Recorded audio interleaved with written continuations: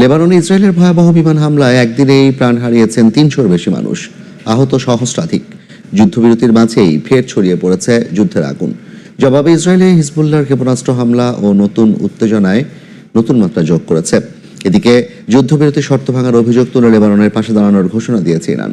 আর পরিস্থিতি নিয়ন্ত্রণে রাখার বার্তা যুক্তরাষ্ট্র ও পশ্চিমাদের। মধ্যপ্রাচ্য সংকট এখন বহুপাক্ষিক টানাপোড়েনে আরও জটিল আকার ধারণ করছে।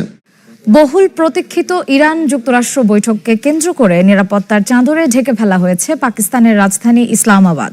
হোয়াইট হাউস জানিয়েছে আনুষ্ঠানিক বৈঠক হবে শনিবার। এতে মার্কিন দলকে নেতৃত্ব দেবেন ভাইস প্রেসিডেন্ট জেডি ভ্যান্স। অন্যদিকে ইরানের পক্ষে অংশ নেওয়ার কথা রয়েছে দেশটির পার্লামেন্ট স্পিকার ও পররাষ্ট্রমন্ত্রীর।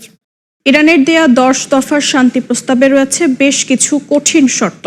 হরমুজ প্রণালীর একছত্র নিয়ন্ত্রণের পাশাপাশি মধ্যপ্রাচ্য থেকে মার্কিন সেনা প্রত্যাহারের দাবি, তেহরানের বিরুদ্ধে সব নিষেধাজ্ঞা প্রত্যাহার ও ভবিষ্যতে হামলা না চালানোর নিশ্চয়তাও আছে। বিশ্লেষকরা বলছেন, প্রস্তাবগুলো নিয়ে আলোচনা হলেও হরমুজ প্রণালীর নিয়ন্ত্রণ আর লেবানন ইস্যু নিয়ে এখনও অনিশ্চয়তা কাটেনি। হরমুজ প্রণালী দিয়ে জাহাজ চলাচল নিয়ে তৈরি হয়েছে চরম ধোঁয়াশা। ইরানের সংবাদ মাধ্যম এই কৌশলগত জলপথ বন্ধের দাবি করলেও মার্কিন প্রশাসন বলছে এমন খবরের সত্যতা নেই।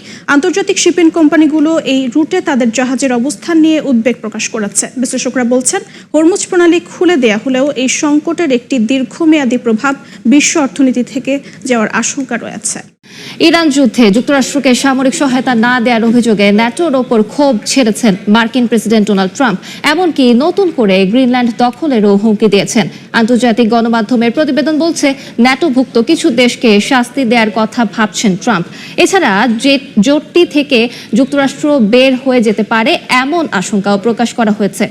এক রাতেই মুছে যাবে সভ্যতা। ট্রাম্পের এমন হুমকির পর রাস্তায় নেমে যায় লাখো ইরানি। বিদ্যুৎ কেন্দ্র ঘিরে মানব ঢাল, হাতে পতাকা নিয়ে বার্তা আসে নিজেরাই দেশ রক্ষা করবে জনগণ। যুদ্ধের প্রান্তে দাঁড়িয়ে ইরান দেখালো ভয় নয়, প্রতিরোধী তাদের পরিচয়।